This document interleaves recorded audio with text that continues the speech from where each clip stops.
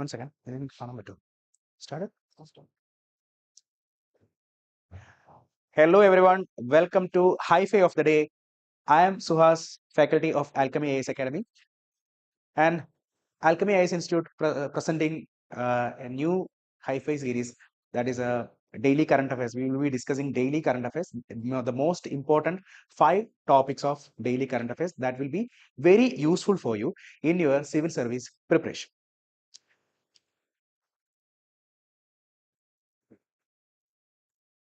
As we know that India became the 4th largest economy after overtaking Japan. But actually, the question is, are we the 4th largest economy or not? We are calculating in the basis of GDP, absolute GDP. But there are other things also that we have to keep in mind while assessing a country in its development. So, in the case of a gross domestic product, we have improved from around 468 billion US dollar. From there, 2000. In this last 25 years, we have improved to 4,187 billion US dollars. That is true that we have become the 4th largest economy in the basis of GDP. But in the case of per capita income, that is GDP per capita income, the scenario is from 2000 to 2015, from 442 billion US dollar, we have reached till 2,878 only. But in the case of Poland, you can see here in the map, from 4,499 billion US dollars, Poland have reached 26,805 billion US dollars. So we are improving in the matter of GDP, but in the matter of per capita income, we are not actually improving much. And in the case of share of employment in agriculture sector, you know that we will be thinking like saying like agriculture gives the more than 50% of the employment was given by agriculture. But from 2000 to 2023, the share has been decreased to 43.5%. And this is actually a positive thing or a positive indication that the share of agriculture employment is decreasing. And that's why like we will be improving in industrial and service sectors. And the matter of industrial sectors, yes, India has improved from 16.3% to 25.03%. And in the case of service sector, we have improved from 24% to 31.5%. And these all things have been contributed to the GDP improvement. And the share of wages and salaries worked of total employment population in we have improved from 15.3 to 23.9. And the gross enrollment rate in college level education also we have improved from 5.5% to 32.3%. But that gap is actually from 1995 to 2022. And the average life expectancy of a person, we have improved from life expectancy, we have improved from 2000, it was 62.7 years. Here in 2023, it is 72 years. And human development index of selected countries, that is in the matter of India, the HDI HDI index was 0.501 in 2000, but in 2023 it is 0.689. The next news about Northeast flood. Yeah, what actually contributed to Northeast flood? You know that the severe rainfall subsequent to flood in northeastern India on June 1st, 2025 were the result of combination of meteorological and environmental factors. What are the meteorological factors? One thing is early onset of monsoon. This year, the monsoon onset was actually earlier than 8 days. Usually, on usual basis, it was 8 years earlier this year. So this 8 days. 8 days. So this 8-day earlier onset contributed to this flood, one reason. And there was a depression over the North Bangladesh and Meghalaya. So the southwest monsoon, and it's coming, there was a depression over North Bangladesh and Meghalaya.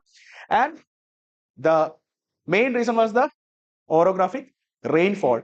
And you get the northeast physical map.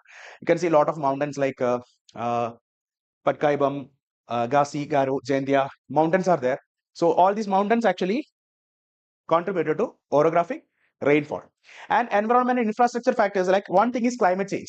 The climate change actually contributed to severe weather features like severe rainfall, severe summer, extreme rainfall, extreme summer, these kind of things. Like weather, climate change have contributed to these factors. So the severity of monsoon or rainfall have been increased. And urban infrastructure challenge, like Guwahati, like of cities were not, it was rapidly urbanizing without addressing the drainage problem properly. So because of this underdeveloped drainage system also, that also contributed to monsoon. And this news is important in the perspective of disaster management for civil service examination. So this is the disaster management cycle. Before the onset of a disaster, the first phase is mitigation. Mitigation means how we can reduce the impact of disaster, or else like we should create, we should build the disaster resilient infrastructures like flood resistant, earthquake resistant kind of. If there is a place that is prone to disasters, while we are designing that city, designing buildings, we should focus on disaster resilient infrastructures, like mitigate the impact of disaster if it is coming.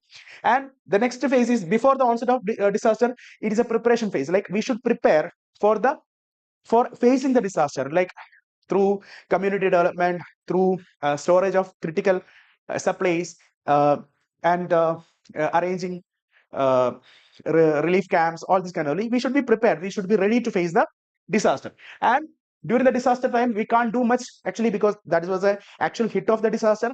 And during that time, we can do maximum rescue and relief operations that time also. Then after that response phase, during the response phase, we have to go for, like during the disaster we will be relief doing the rescue operations. Response phase for during the after the disaster phase, we will be concentrating on relief operations and recovery of like assets. Then next is recovery phase. During the recovery phase, we will be rebuilding whatever the damages, or it's like whatever the infrastructure damage happened. If something infrastructure damage happened, we will be rebuilding those things, and we will be reaccommodating people to their house, these things.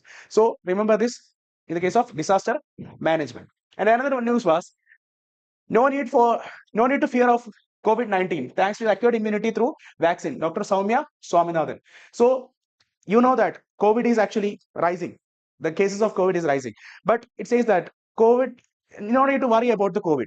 Okay, and she's a former chief scientist at WHO, and Dr. Swaminathan says that we have acquired the immunity to fight against COVID. Okay, so through vaccination and booster doses, we have acquired the immunity, even though the COVID virus have been changed. There now we have the different strain of Omicron, but still with this vaccine acquired immunity, we will be able to fight against COVID. Okay, so what is this acquired and innate immunity? Innate immunity is something which is inborn, like whenever like at the time of our birth itself, this immunity is there, innate immunity. And innate immunity is not specific, it will be common, it will be general for all the pathogens, all the foreign bodies, like our reaction will be common. And another feature of innate immunity is it is immediate in response, like within hours it will be responding. And a foreign body or a pathogen enter in our body, within hours it will react, it will respond. And there is no memory for innate immunity, like our cells will not remember whatever pathogen happened. So next time when these kind of things happen, the same kind of response will be there, it won't be specific to a different pathogen. Okay, and the components of innate immunity is physical barrier, like we have skin and our mucous membrane, and chemical barriers like our stomach acid, hydrochloric acid is there, enzymes in our saliva and tears. And cellular defense, we have phagocytes like macrophages and neutrophils, and natural killers like lymphocytes. Lymphocytes is also a cellular defense mechanism. And inflammatory response will be there, like redness, swelling, heat, these kind of things. And complementary system, blood proteins that help destroying these microbes. That is innate immunity. But now we are talking about acquired immunity. In the case of COVID, that we have acquired this immunity through vaccination. So this immunity has developed over time, and it is highly specific, like it will be specific for every different for different pathogens or foreign bodies. So for every disease, that specificity will be there. And but this acquired immunity will be slower in initial response, but once it got the memory, once it got the idea, so next response will be Q, and it has the memory. Like once we got a disease, next time if the same pathogen comes in, acquired immunity will be remembering that about the pathogen. Okay, and it can be divided into active and passive immunity. Active immunity is naturally occurring that through infection, like when we are getting infection, naturally it is like that immune response will be happening. And in the case of artificial, it is through vaccine. Okay, active immunity in the case of natural, it is when we are getting infection, but in case of artificial, it is through vaccination that immune response. And passive immunity, both are there. Artificial is there and natural is there. Natural immunity through antibody from mother to baby. Okay, from mother to baby, that is via placenta or breast milk. Mother to baby, that natural antibody. But artificial is induction of antibodies like anti-venom. It's an example for injection of antibody. Another news was about Ahilyabai Holkar. Ahilyabai Holkar, her 300th birthday was there. Prime Minister mentioned about Ahilyabai Holkar, about Nari Sashaktikiran, and UP Chief Minister said that our Operation Sindoor was inspired from Ahilyabai Holkar.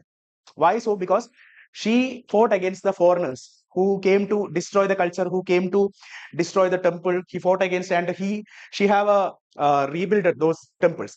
And about her, she was the queen of Malwa kingdom in the 18th century and regarded as one of the most competent and benevolent ruler in Indian history. Like she is a very famous, or like very benevolent ruler, lady ruler of Indian history, known for a good governance and patronage of religion and social reform. Her father was Mankojirao Shinde, and village head who had educated her, and she married to Khandrao Holkar, son of Malhar Rao Holkar of the Malwa kingdom, and became the ruler of Malwa in 1767 after approval from the Peshwa. Like her husband and her father-in-law died, and her only son also died. After that, she became the ruler of the region. And why she is being remembered? Because of her administrative and governance. She held daily public audience, public grievance system to address the people complaints. Okay, the daily public grievance system were there, and she introduced the public welfare reforms focusing on farmers, artisans, and tribal community. And she promoted irrigation, crop diversity, and rural entrepreneurship. And cultural and religious contribution, she have rebuilt and restored hundreds of temples, including Kashi Vishwanath temple in 1780 and Somanath temple, that's old Juma Mandir. Okay, and commission guards, tanks, wells, and dharmashala across India, and built 2 Jyotirlinga temples and extended religious supports nationally. And that's all about Hi-Fi of the day. See you tomorrow. Bye.